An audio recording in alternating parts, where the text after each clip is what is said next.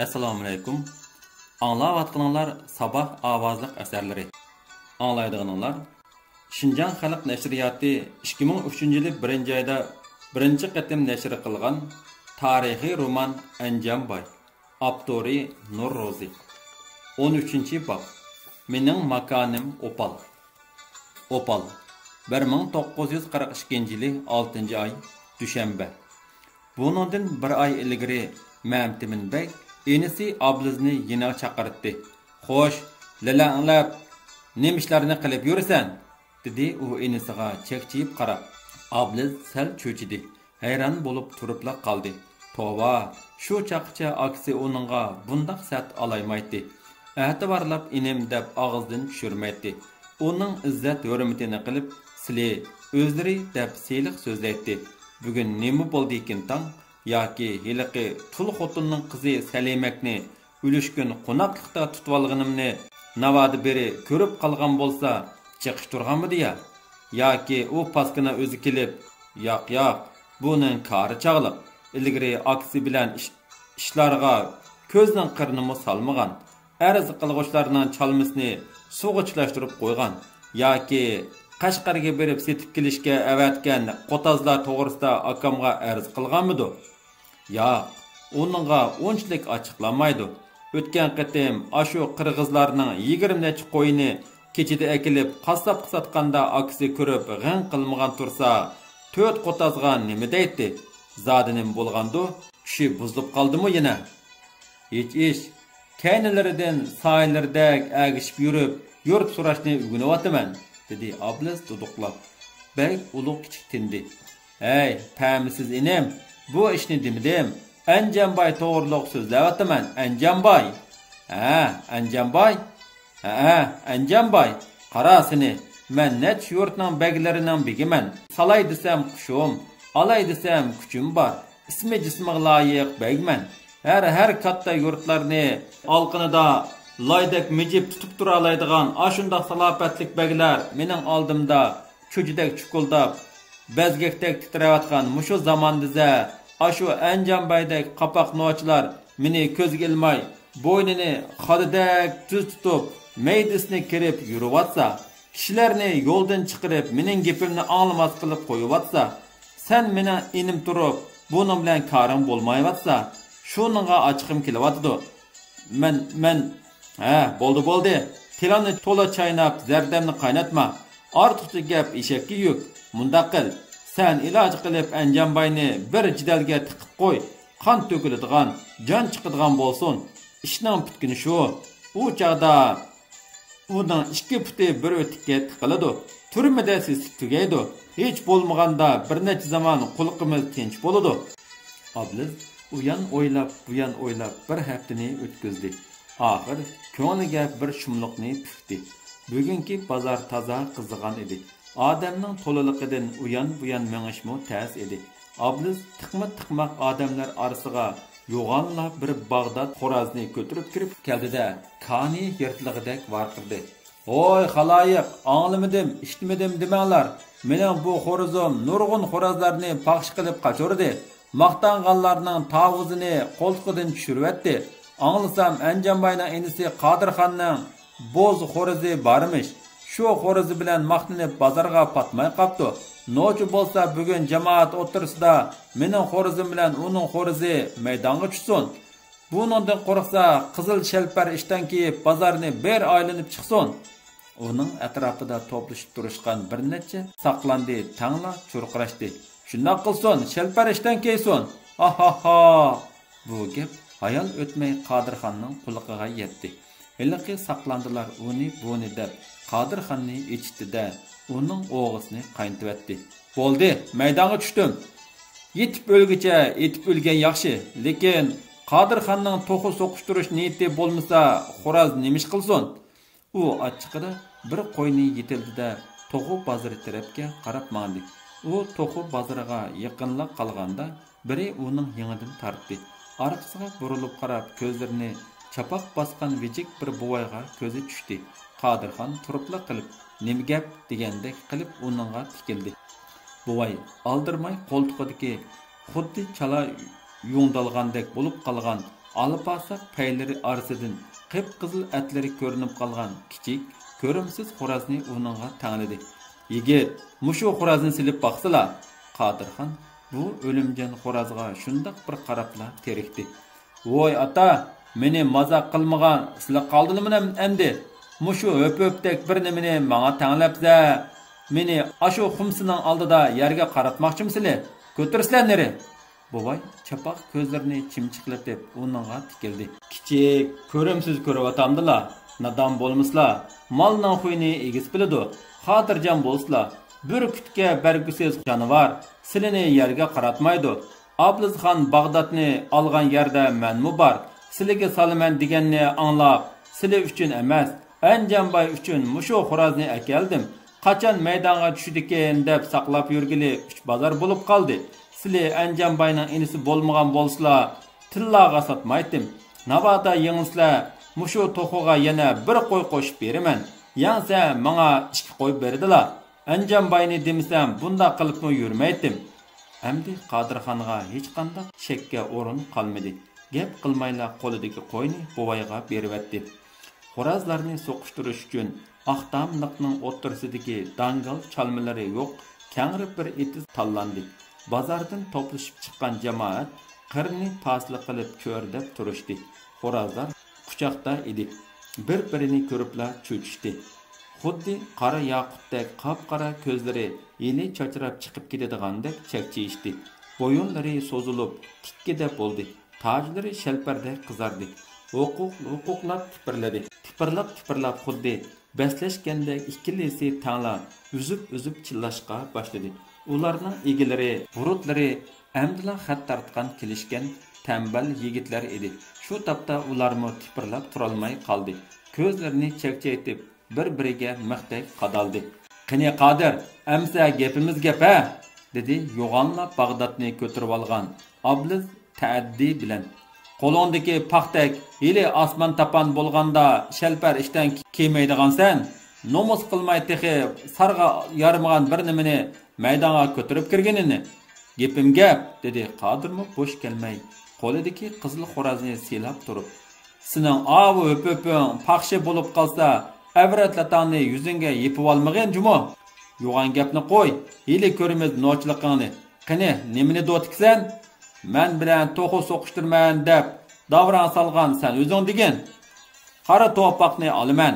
Dadang sana chichiqoq to'xu berishkimi unmayvatsa, to'paq chidamdi? Chidaydi. Ani avu ujmiga bog'lab qo'ydim." Jamoat gurrida qayrilib Qodir ko'rsatgan tarafga qarashdi.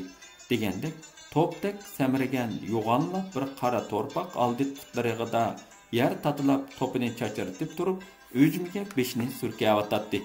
"Xo'sh, o'zingchi tog'dan o'g'irlab elib kelganing bormi yoki dadangdan so'rab beramsan?" "Texi senmi o'zing degan? Ala ayg'irani tek. Uxlamay tush ko'rma. Undaq paxtakni mingni salsangmi mening u qara qushim ko'zini mit qilmaydi. Noch bo'lsang ustuvol, ayg'ir ana avu tamning qishida." Jamoat u ko'rsatgan tarafga tangli qarashdi. Degandek, yiroqdagi so'qmatam qishida bir odam ala ayg'irni yetilab yuratdi. Ayg'ir tinim topmay yer chapchib, topa to'zitib o'tadi. Kichikkina quloqlarini ding'ada tutib, kishnab to'xtamaydi. "Gapimiz gap-a? Gap. Gapmi ig'izdan chiqadi, jonmi ig'izdan." Xo'p, ular qo'llarini yerga paq-puq urib to'piga surkashdi. Ondan bir-birining qo'llarini ching qisishdi. Bu ularning va'dalarida turish uchun qilgan qasamlari edi. Xo'rozlar o'ttirga tashlandi. Demismi, qizil xo'roz Bag'doddan xalila kichik edi. U Bag'dodning qishida xuddi Mekkanga agishib yurgan cho'jigilar o'xshaydi. Xo'rozlar xuddi danlayotgandek beshni, tumshuqlari yerga tekkudak egib bir-biriga hurpaydi. Qanotlarini paq-puq qeqib, xo'rzaklarini xuddi yalpugushdek ichib tikkida qildida g'azab bilan bir-biriga etildi. Bag'dod aylanib bo'lg'icha qizil xo'roz yondan kelib uningga ikki etilibla badar qochdi. Jamoat ichida g'ulg'ula boshlandi. "Qochdi!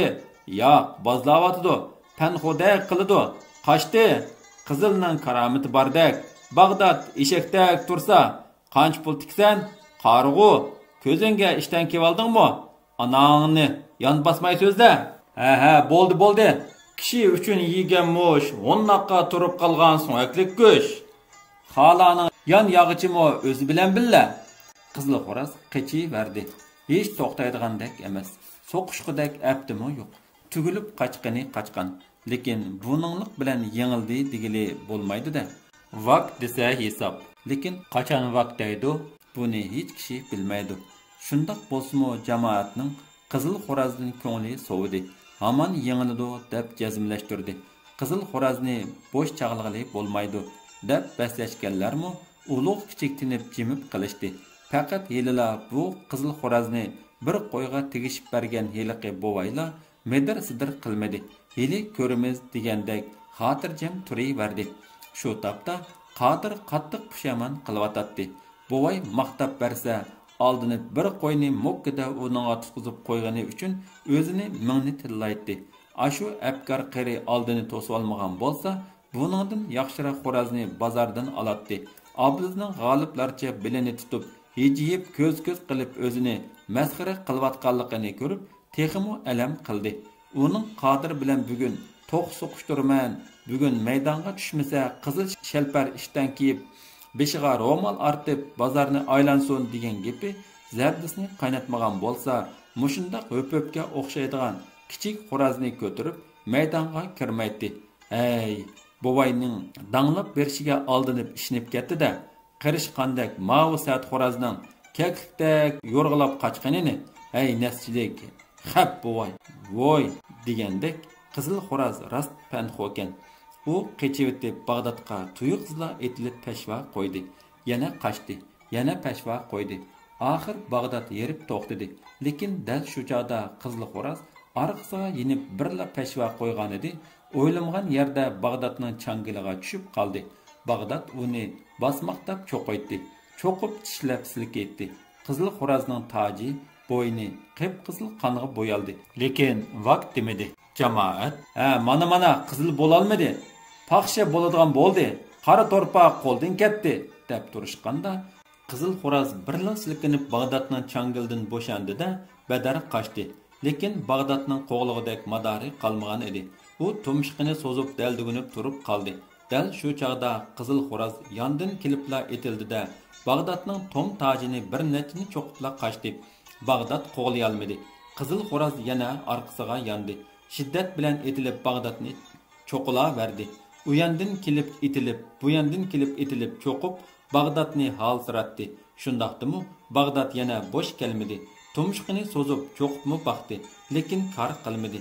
Qizil xo'roz bir sakrabla Bag'doddan ustiga chiqib, uning tom tojini tishlab silkishlayverdi. Oxir Bag'dod bo'lolmadi.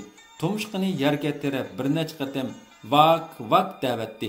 Vaha, Bag'dod vaqt dedi. Paxshi bo'ldi. Jamoat churqirishib ketishdi. Demidimma, ana shu qizil xo'roz yengidi deb. Bag'dodning vaqt deyishi bilan tang o'zining xo'rozining paxshi bo'lganligidan qattiq izoh tortgan Obliz beribla qizil xo'rozni tepivetdi. Shuning bilan jidal boshlandi.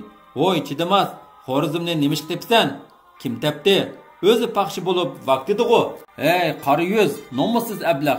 Shuncha ko'p jamoat ko'rib turibsa, qari yuzlik qilib yana yolg'on so'zlayapsizna? Jo'ylima, kim chidamas? Ashu paxtakdan mushu qara qush yenglamdi? Sening undaq o'sroq gapingga kim ishnidi? Ana yengildi-ku, vaqtidi-ku. Sening vaqtidi. Sen tepsan vaqti memte hayvan. Kim tepdi? Qodir amdi o'zini tuta olmadi. G'azab achchiqi keldi. Bana nere ayg'ir mening? U jamoat o'tirsidan ot tarafga mangdi. Ayg'irda haqqing yo'q. Voy bulangchi. Obliz birla esilib Qodirning oq ko'ngligining yaqisini vartida yertibatdi. Qodir g'azab bilan bir musht atdi. Oblizning burundan o'qdek qon ketdi. Birdamdila uning kiyimlarining oldi qonga bo'yaldi. Oblizning maqsadi to'q so'qishtirishni bahona qilib jidal chiqarish edi. Shunga u og'inlari bilan muntaq kelishgan edi. Obliz Qodirni yengdi. Bu shak shubhasiz. Ondan uning yig'irga tegadigan sat gaplarni qiladi. Buni yodlabmi bo'ldi. Zardisini qaynatib qo'l silishga zo'rlaydi. U qo'l soladigan chaqda Jamoat ichida yo'shirinib turgan og'inlari etilib chiqib, uni rosa dumbalaydi. Biri oldin berib, mushu ishning ustiga dal ulgurtib, Anjambayni gollab elib keladi. Qaldisiga o'zimiga, dedi u maydisiga mushlab. Sizlardan qaringlar bo'lmasin. Qaldisi asan. Anjambay Qodirni ajratayotganda pamilab turib uning o'tkining qo'nchidagi pichiqini sug'urib oladi-da, kishilarga sezdirmayla o'zining og'inlarining birining o'ladigan yeriga tiqib etadi. Pichoq Anjambayning bo'lganlikdan hamma odam Anjambay pichoq sapdi deb biladi. Anjambay turmada siz tugaydi. Afsus, ish ta'tir keldi. Taqdir uni oldi. Ishni buzgan ashu dangdar Bag'dod isit bir atqa tegishib kelgini texi jamoatning oldida Qodirning qo'lida yengildi. Og'zi burni qon bo'ldi, rasvo bo'ldi. Abliz alamga chidamay yig'ilib etdi. Jidal chiqibdi. Begimning inisi bilan Anjambayning inisi urushib qopti degan xabar birdamdila purib ketdi. Jamoat oqibati qandoq bo'lar deyishib, to'q so'qishtirish maydoniga chepishdi. Degandek, Ablizning xasa ko'ngligi yirtilgan, og'zi burni qon edi. U qalida ko'ngirib yig'layotdi. Qistonchilikda kishilar bo'yinlarini so'zishib ularga qaraydi. Qodir maydonning o'ttirisida qapqini turib zo'ngla o'ltiratdi. Posh, begim keldi. Yo'lni bekorlanglar. Hay, ko'kamilar, neri turish? Qamchi yesan, yo'lni bo'shat. O'xshashlar talaliq shoyi shapaq to'ppa, oq ko'ylak kiygan ikki do'rg'a mexliq cho'moqlarni ko'tirishgan holda tumshqi ushluq kashlarni qalaplatib minib kishilarni uyan-buyan ittirgili turdi. Jamoat cho'chidi. Aloq zoti bo'lishib, yonga qistishib, orliqni bo'shatdi. Targ'ina yo'l ichildi. Beg hayva bilan kirib keldi. Sim qamchisini kayniga tutib, qo'rsiqini pompaytib g'adayg'inicha atrofiga ko'zlarini pal-pul parqartib qarab qo'yib, kilib inisining oldida to'xtadi. Uning bosh oyog'iga toza qaratib, og'zini purishtirdi-da, Qodirga ko'zining quyruqida qarab bo'lmaydi. Ondan yana inisiga tikildi. Shu topda uning toza ochiqi kelgan edi. Do'rday kalpiklari lik-likildaydi. Qamcha tutgan qo'llari lag'ilda titraydi. "Nim bo'lding? So'zla." Abliz "Mavi qalandar meni urvatdi" debla pangda yig'ilibdi. "Nimish qo'ridi ekan? Bir nimisini elib olganmiding?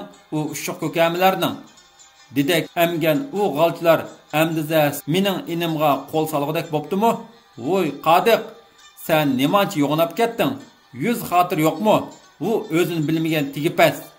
G'azbini bosolmay levini tishlab turgan Qodirning amdi chidag'uvchiligi qolmadi. "Begim, jamoatdan so'raslar, gunoh zodi kimda? Bilib bir nim demamdilar. Nimancha og'izlarini buzdilar. Bu chidamas, xo'roz so'qashtirman degicha tuxumchilik qilsa bo'lmamdi." Jamoat og'izlarini tutishib pix-pix kulishib ketdi. Gapda toza bopladi. Chidamaslik qilg'icha xotin kishidek to'qimchilik qilsa bo'lmamdi. Bo'sh kelma, itqa kaltak kerak, eshakka sanjig'oq. Pix-pix kulka birdilla paraq-puruq kulkiga aylanib maydonni bir oldi. Ha. Bu varanchurung yiroqdagilarni o'ziga tortdi. Ular palaqshib kelib to'pqa qo'shildi. Qistonchilik avjiga chiqdi. Yurt oqsoqollari, yuz beshilarmi paydo bo'ldi. Top ichidan biri, "Apla, Anjambay akammu kaptu emasmi? Beg ko'ranlab ketmisi bo'ladi. Chatoq bo'ldigan bo'ldi. Beg yo'g'onlik qilg'iniga, burni qulqigacha to'ydigan bo'ldi", dedi. Jamoat ansizlik bilan uyan-buyan qaradi. Degandek, Anjambay kaynidirek turadi. Uning gavdilik basti kishilardan bir g'irik egiz ko'rinadi. U tamkin edi. Xuddi tomosha ko'rayotgandek bahramon turadi. Kimdir biri Anjambayning qulqiga picharildi. Anjambay miyiqida kulib qo'ydi. Uning beshi sal do'qroq edi. Oldiroq kiygan badam do'ppisi, oq cho'ta ko'ngligi uning baslik qamtiga xo'p yarashgan edi.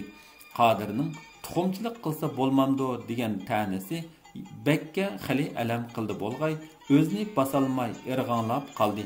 "Voy vatansiz, makonsiz lalma, nimanga ishinib shuncha yo'g'onlik qilsan, ha?" Bek qamchisini ko'tardi. Qodirmu bo'sh kelmadi. Kapla eslib qamchini tutib oldi. O'zini tutololmay og'zini qo'yib berdi. "Avu qanjuqinga gap qilmamsan. Bek bo'lsang o'zingga bek. Mening sana qarzim yo'q. Yoki alvanni o'ksitib qo'ydimmi? Surishtirib gunoh kimda, bilib bo'lib andin giping bo'z qilmamsan. Dorg'ular yili odam yeydigandek elpaz bilan Qodirga devaylab keldi. Lekin ularning ko'zlari Anjambayga tushib qilib, cho'moqlarni asta tushirishdi. Jamoatning ko'zi Anjambayda edi. Ular ichida asta pichirlaydi. Apla yomon bo'ldi. Beg demaydigan gapni og'zidan chiqarib soldi. Demisimo Anjambay makonsiz, vatansiz degan haqoratni hargiz ko'tarolmaydi, kechirmaydi. Bundaq haqoratni anglaganda ko'ziga hech narsa ko'rinmaydi. Har qanday bala terishdan yonmaydi. Bundaq chog'larda har qanday qara kuch uni to'sib qololmaydi. G'azabi tashqanlikdan ming yeriga pichoq tiqsimi qon chiqmaydi. Lekin shu topda u tamkin turgandek qiladi. Medirlamidi, joyida turaverdi. Shundaqdimi, uning sarg'uch burutlari titrab likildab, ko'zlari chekchiyib qizirib ketgan edi. Bey g'azab bilan qamchisini silkishlab, Qodirning qo'ldan tortib oldi-da, uni urish uchun yana ko'tardi. "Voy, abgar qalandar, ita, sen kim, men kim?" Yenidiki, ikki dorg'imi Beyning hayvisidan qo'rqib, cho'moqlarni ko'tarib devaylab keldi. Bey qamchisini Qodirning ko'ziga shiltib, texmu adab ketdi. "Senlar degan dedek emgen qalandarlar, vatansiz, makonsiz lalmalar, mening alqanimdagi bir mejislar tugaydigan qurtlar, tegipaslar. Biz degan barg'u, obdan bilib qo'yish, ajdodlarimizdan tartib yurt so'rab kelgan baglarning bigi bo'lamiz." Jamoat orasida g'olg'ila boshlandi. Apla yomon bo'ldi. Bag yadini ishib ketdi. Demaydigan gapni azvaylab tilini chaynaverdi. Amdi bala terildigan bo'ldi. Vatansiz, makonsiz, qalandar. Uning bu suvda erimaydigan, o'tda ko'ymaydigan, peshonasiga besilgan tamg'idek, uningdan neri bo'lmaydigan bu haqoratlik nomini anglaganda jon jinidan o'tib, yuragi o'rtanatdi, ichishadi. Bunda haqorat mana shu bir necha minut ichida Bagning shum eg'izdan bir necha qitim chiqdi. Shundaq bo'lsa-mu Anjambay bu xo'rliqqa chidab levini tishlab turaverdi. Bag hili savr qila, mana bo'ldi qila, yurt cho'nlari to'svala deb shundaq kutsa-mu, hay digili hech kishi chiqmadi. Oxir Anjambay bag gapimni yeb, yumshab qolsa ajab emas. Qodir uchun men nomaqul bo'lsam to'xtab qolar deb o'ylab maydonga qarab madi. "Begim, to'xtasizlar." Anjambay shundaq debla jamoatning o'ttirisidan o'tib, bagning oldida to'xtadi. Qo'l bog'lab beshini egdi. "Begim, bu ikki nodon uchun men nomaqul bo'lay. Yurt jamoat nasihat qilayli. Sizlarga Oblizxonga choy qo'yayli. Gunohidan o'tsizlar." Andin inisiga qarab vaqirdi. "Qodir, sen nemanchi gap anglamas bo'lib ketding ha? Nimishqa begim bilan takolishsan?" U shundaq debla Qodirning yuziga chang-chung ikki testak soldi. "Bu aqlsiz hayvon." Beg texmu ko'rangladi. "Yunda ichib cho'ng bo'lgan odamda aql nima qilsin?"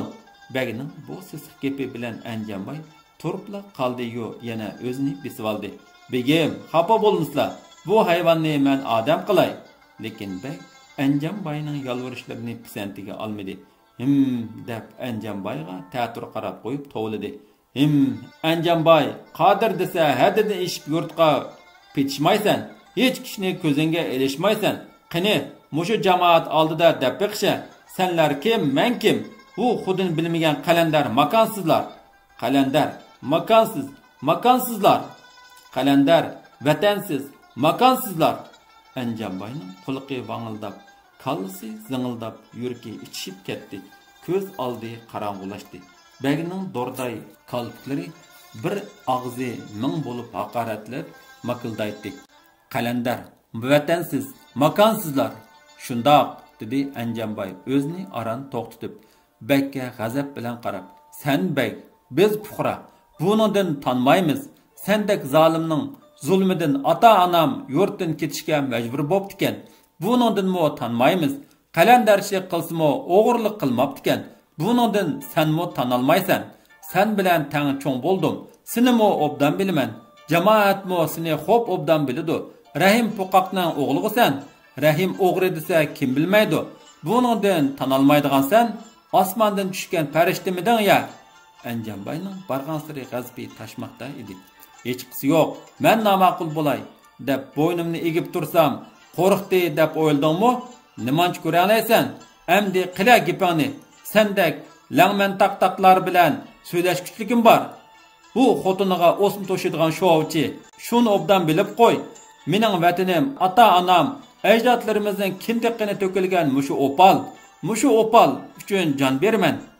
Mushu opal uchun jon olaman. Qani ayta, men rost vatansiz ekanmanmi, makonsiz ekanmanmi? So'zla, ey munofiq, mushu jamoat oldida so'zla. Anjambay g'azab bilan o'tkining qo'nchidan xanjarni sug'urdida Begning yuragiga tangladi. Jamoat qo'rqqandan cho'rqirishib ketdi. Beg qo'rqqandan sarg'ayib tatirib, xuddi yigilab qolgan xamakdekla tugilib qoldi. Lag'lag titrab zuvoni tutilib qoldi. Dal shu chog'da yurt oqsoqollari yuzbeshilar o'tirg'a tushib nasihat qilishdi. Anjambay, begim ikkilari billa o'ynab, billa cho'ng bo'lgan. Yurtimizning bolalari ham cho'nglari xafa bo'lishmislar, paylalardan yenisizlar, biz namaqul bo'layli. Bu gaplar jamoatning o'g'isini qaynatdi.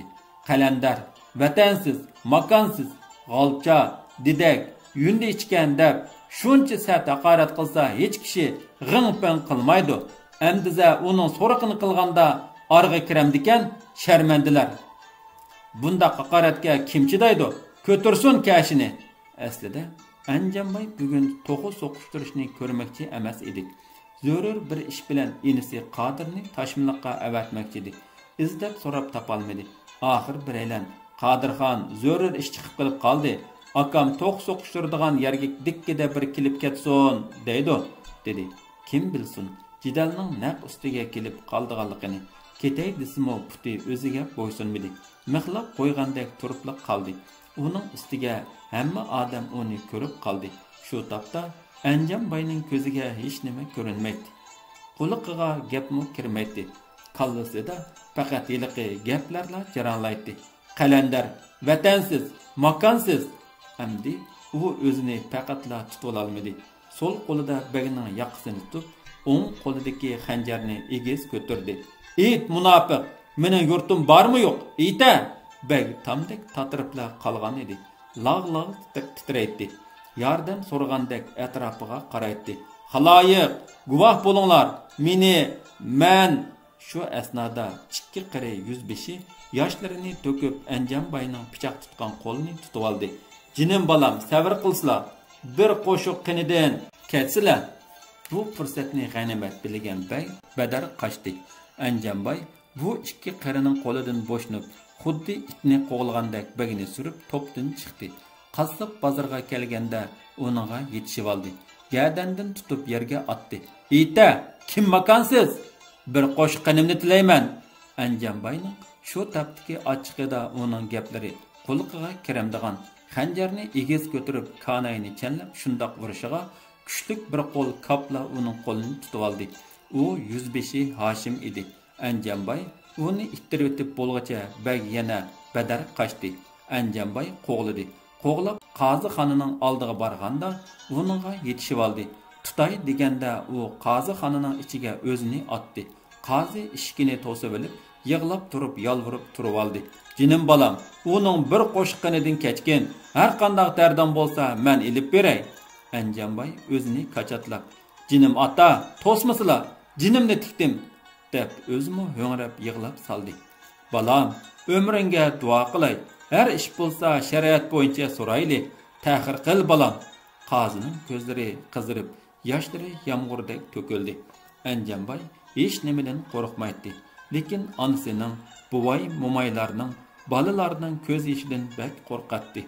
Ichi og'rib, put qo'lda jon qolmaydi. Oppoq soqolli qozining taramlab iqiyotgan yeshi uni bo'shashtirib lassida qilib qo'ydi. Qozi qo'rqib ketganligidan yig'ladimi yoki bakka ichi og'rib yig'ladimi va yoki o'ziga yolvorib yuragi erib ketganligidan yig'ladimi, buni Anjambay bilolmadi. Ishqilib qozining yeshi uni to'xtashga majbur qildi. Lekin ochiqini bosolmay qo'lidagi xanjarni g'azab bilan otgan edi. O'qiya o'qidek vashshida berib qozixona oldidagi qapoq tarakka tikkida qadaldi. O'zimi zo'ng o'ltirib dard alamga chidamay yo'ngrab yig'lab soldi. Ularga agishib yugurib kelishgan jamoat bir tarafdan "G'ojamning g'ojisi bor, chomg'urning o'risi, jim tursa bo'za qiladi. Edipini bersa mozayda kuyruğunu xadı qilib qaçıdı. Xo'p bo'ldi. Obdan edipini yedi. Qiniq patmay qalgan edi. deb begni qarg'isa, yana bir tarafdan Anjanboyga ichi og'rib, uningga tasalli berdi. Xafa bo'lmaslar, o'zlarini besib olsizlar, intiqom oldigan fursatmi kelar. Mushu fursatni g'animat bilgan bey qozixonaning orqa eshigidan chiqib, qozining etiga mindida shangan yomulga qarab yo'l oldi. Shu oqshimla Opalning yurt cho'nglari Eli qozining uyiga jam bo'lishdi. Maslahatlashib, arz yezib shahar yomulga yo'llashdi.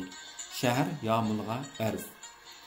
Tavayimizdan Anjanboy baqining hukumatning amr farmonlariga, shariatga xilof qilmishlari haddi hisobsiz jinoyati chekidan oshdi.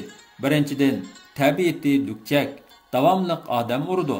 O'tgan qitim 12 odamni urib, yiqitib, ig'ir zaxmlandirdi. Ularning hayoti hilimi xavf ichida yotidi. Eng qabihliki shudirki, bu jidalni nasihat qilib to'sishga bargan mo'tvar qozimizga qo'l tekkizib qattiq urdi. Hurmatli qozimiz hozir odam toniy olmaydi, behush yotidi. Bu qitim bir necha yurtning begi Mamtimin begni o'ltirish uchun pichoq ko'tarib berib qo'g'lidi. Hozirgacha begim yurtga kelolmadi. Yurt boshqurishsiz qoldi. Uningmi oldida ko'rikni nimishqa yasmading deb odam uramsan, ko'rikka yaqin yerda uy bo'lish gunohimmikan deb hukumatning 3 askarni urib bog'lab qo'ygan. Ikkinchidan, tug'ma o'g'ri tog'dan mol o'g'irlab bozorda sotadi, yurtdan o'g'irlab tog'da sotadi. Yurtimizdan Yaqub boyning bir kalisi 3 qo'yni o'g'irlab naq tutildi. Hech qanday tafovut yo'q, lekin pulni suvda xajlaydi, davomli qimor o'ynaydi. Uchinchidan, tigi buzuq, nomussiz ablah, xotin qizlarni bulaydi, ozdirib yo'ldan chiqirdi. Shuning kasofatidan nurg'un uylar buzildi, balalar yetim qoldi. Misolan, Muhammadxon boyning qizi Ayshamgulni to'y oqshimi bulab qochdi. Keyin kan qo'rsaqlik qilib nikoh qilib qo'ydik. Bu nomussiz yaxshilikni bilmay xotinni xorladi. Boshqa xotinlarni ozdirib xotin qildi. Qiynatisi Muhammadxon boyni solamchi deb haqorat qildi. To'rtinchidan, yamonlarni yiniq tortib, odam to'plab, siyliq to'ligili unimidi. Boshqalarni mo siyliq olvan to'lmaslikka quturatdi. Faqat gapga kirgizolmadik. Hech kishini ko'zga ilmaydi. Nasihat qilsak uningdan bir qo'shiq qinimizni tilab, yolvurib, yilinmag'icha zodilab qutulolmaymiz. Yuqorqi sabablar tufaylidan yurtlar malmon bo'lib ketdi. Hukumatning amr farmonlarini bajo keltirishga ilojsiz qilyapmiz. Shunga yurtimizning omonligi hukumatning shariatning amr farmonlarini qo'g'dab qilishni ko'zlab, mazkurni qattiq jazolab, jamoatga ibrat qilib berishlarini talab qilamiz. Bu arzga qozi muhrini bosdi. 12 mo'tavar qo'llarini qo'ydi. Bir haftadan keyin 10 jandarma askar keldi. Ular Anjanboyni bog'lab ilib mandi. Lekin Ayshamgulning dadasi Muhammadxon boy ularning oldini to'sib oldi. Bu badniyat gunohkorning ayoli mening qizim bo'ladi. Ajrashtirib berib, ondan ilib mingishsizlar. Jandarma askarlar gap so'z so'ramaylar Anjanboyga tikilib qarab turib qilishdi.